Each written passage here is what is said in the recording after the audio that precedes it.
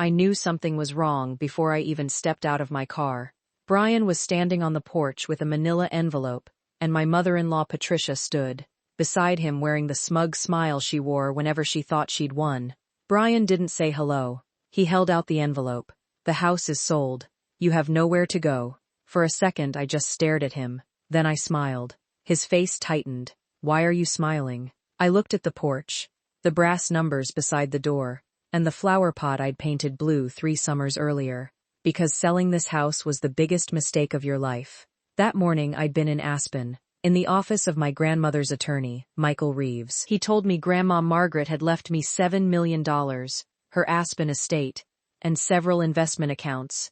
I laughed. Not because it was funny, but because my mind couldn't hold it. Grandma had worn the same wool coat for 20 years and saved rubber bands in a drawer. Michael slid over a folder and a sealed letter. "Your grandmother asked that you read it privately." I touched the envelope. "For Claire." I drove home to Denver, planning how I'd tell Brian, stopped for champagne, imagined him blinking twice, hugging me, us finally planning the main trip we'd postponed for 6 years. Instead, Brian's attorney stood by the porch railing while Patricia watched like she'd bought tickets to a show. I opened the envelope. Divorce papers. "I've already moved my things," Brian said. "My mother's condo." Patricia laughed. "He won't be there long. You sold our house without telling me. It was in both our names. My lawyer handled it." "How much?" "That's no longer your concern." That answer told me everything. He'd expected tears. He got silence instead. "Did the sale close today?" "Yesterday morning," he said, smiling, with no idea what he'd done. I told him I'd come back for my things. Patricia said there wasn't much left to collect. Brian didn't stop her. I drove away before they could see my hands shaking, aimlessly through Denver, past every place we'd loved, until I parked at Cherry Creek Reservoir and finally cried. I thought back to how we'd met in Fort Collins when I was 29, when I worked in accounting and he'd just earned his real estate license, carrying himself with the confidence of someone convinced success was right around the corner. He wasn't flashy back then, just funny and patient, the kind of man who remembered small things like how I ordered my burgers without onions. We married 2 years later in Estes Park. Nothing extravagant, just family and a reception overlooking the mountains. For years, life felt ordinary in the best possible way.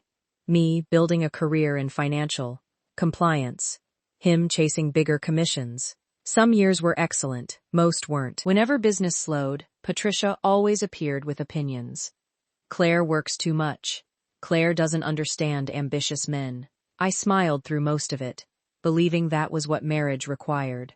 Grandma disagreed. Once, on her porch watching snow fall over the mountains, she'd asked, "Do you know the difference between trust and ownership?" People confuse marriage with ownership. Loving someone doesn't give them the right to control your future. I hadn't understood then. Now the words wouldn't leave me. My phone buzzed. Brian, telling me to sign that night. Easier for everyone. Then Patricia, "You'll thank Brian someday." I deleted both and opened Michael's folder instead. One line stopped me cold. Transfer of title, recorded 6 months prior.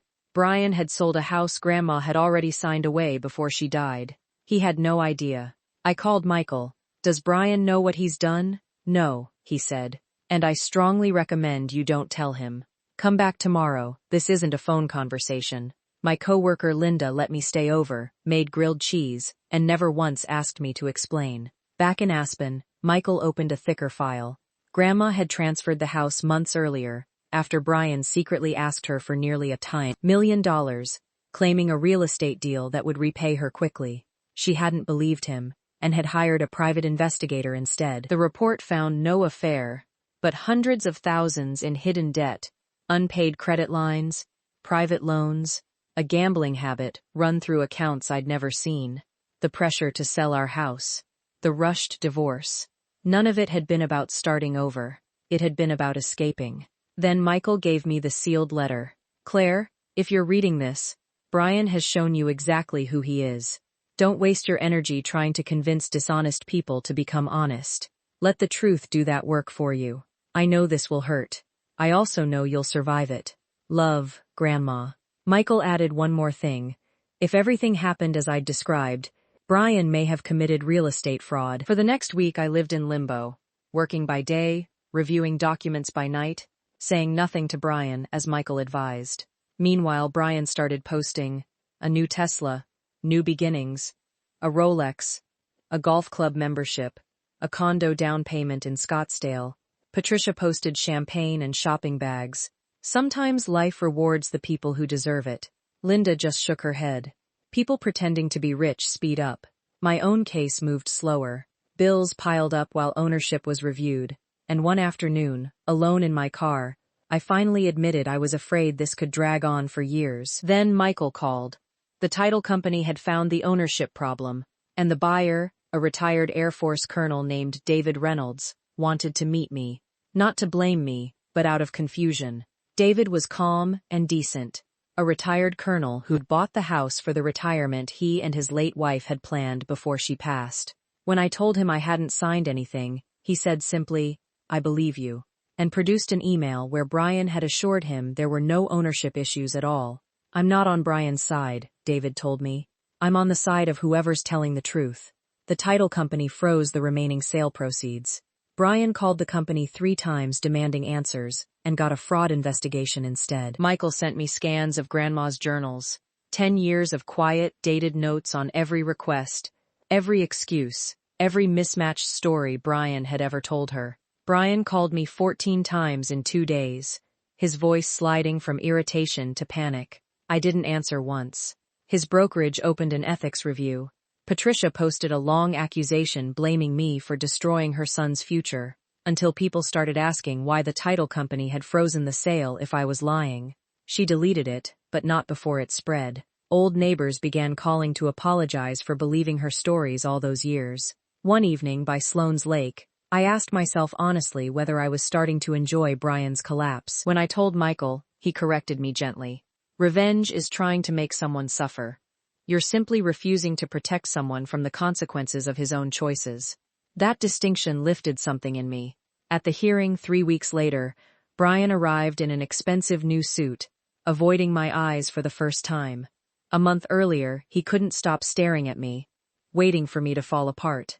The courtroom slowly filled with representatives from the title company, David Reynolds, and even reporters covering recent real estate fraud cases around Denver. Michael presented the recorded transfer, showing my grandmother had legally moved ownership, months before Brian signed the listing agreement. The judge read Brian's email to David aloud and asked him directly whether he's confused, assured the buyer there were no ownership issues. "I believed there weren't," Brian said. Michael then introduced bank records, loan applications, and finally, Grandma's journal. Years of dated entries describing Brian's requests for money and his shifting explanations. Patricia interrupted twice, blaming Grandma and accusing me of manipulation, until the judge threatened to remove her from the courtroom. And for the first time since I'd known her, Patricia had nothing to say. David testified calmly that 30 years in the military had taught him what trust was worth, and that he never would have signed those papers had he known the truth. Brian lowered his head. The judge noted, before adjourning, that the consequences Brian now faced were the direct result of his own decisions. No one said a word. They didn't have to. A week later, the sale was declared invalid, and David got every dollar back. Brian's license was suspended. Without sales, his new lifestyle collapsed. He called, voice cracking. "Everything's falling apart." "You told me I'd have nowhere to go," I reminded him. "I know," was all he could say. I almost felt sorry for him. Almost. I drove to Grandma's house alone, sat on the porch, and reread her letter. Peace built on silence, I realized, isn't peace, it's surrender. For the first time, I thought less about revenge, and more about what I wanted to build next. 3 months later, the divorce was final, and the house was properly resold through David's recommended agent. A week after that, Brian asked to meet. No lawyers, just coffee, in Golden. He looked older, tired, honest for once. I was drowning, Claire. I convinced myself selling the house was the only way. The only way for who? He admitted his mother had convinced him I cared more about my career than our marriage, and that he'd believed her. I should have trusted my wife instead, he said. I told him I'd already forgiven him. For myself, not for us. Forgiveness doesn't erase consequences, I said. He understood. We parted without looking back. The following spring, I stood on Grandma's porch with coffee in hand. The legal battles finally over. The money no longer felt like the real inheritance. Freedom did. I created the Margaret Collins Women's Renewal Scholarship for women rebuilding their lives after financial abuse or divorce, and welcomed the first recipients to the estate that summer. Listening to their stories, I understood that pain changes people, but so does kindness. Sitting on Grandma's old porch swing that evening, I whispered, "You knew I'd need more than money." If she left me one final lesson, it was this: never measure your life by what someone tried to take from you. Measure it by what you chose to build afterward. Brian and I never spoke again after Golden. He eventually found steady work outside real estate.